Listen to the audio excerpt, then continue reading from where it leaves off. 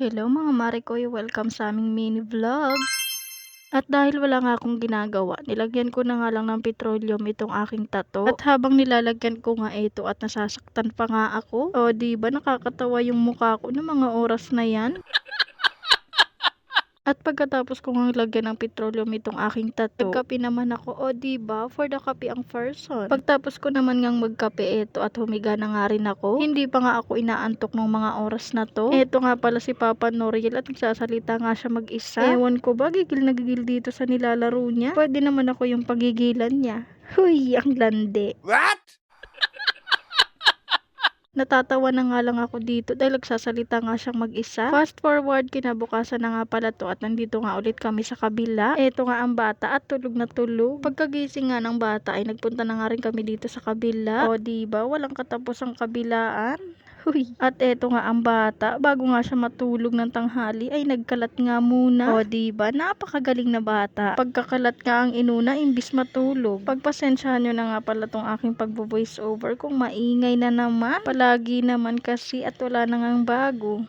Char. Eto nga ang bata at pigil na pigil nga siya sa antok niya. Tulo pa nga ang sipon habang naglalaro. At maya maya nga rin ito at lumapit na nga siya. Lumapit na nga siya sa akin para nga dumede. Bago ko nga siya padidein, inasar-asar ko nga muna. Tinanggal ko na nga rin yung tali niya para nga walang sagabal kapag natulog na nga siya. Tinakpan ko na nga baka kasi makita yung aking chismis. Charis. O diba, napakagaling talaga, iniwan nga yung kalat niya. At syempre, sino pa bang magliligpit, malamang ako. Fast forward mga marikoy, gabi na nga pala to. Hindi ko pa nga siya nalilinisan ng mga oras na to. Busy pa kasi sa paglalaro. Ito nga pala yung susuotin niyang damit, o diba, naka-ready na nga. Yung lilinisan at bibihisan ko na nga lang hindi ready. Ito naman ang mari niya, o diba, haggard yarn. Tok na nga ako ng mga oras na to, pero ang bata ayaw pang matulog. At dahil wala nga ako magawa, ito nga at susuklayan ko na lang yung sarili ko. Pero itong bata, inagawan nga ako ng suklay. Siya na nga lang daw ang magsusuklay sa buhok ko.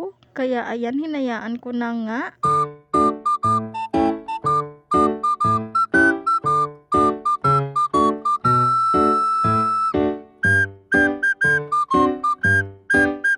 Grabe, ang sakit nga magsuklay ng batang to. Hinatak pa nga yung buhok ko. Kaya ayan, nasaktan tuloy ako. O diba, kitang-kita sa camera kung paano nga ako masaktan ng batang makulit na to. O diba, tuwang-tuwa pa nga siya dahil nakapanakit siya.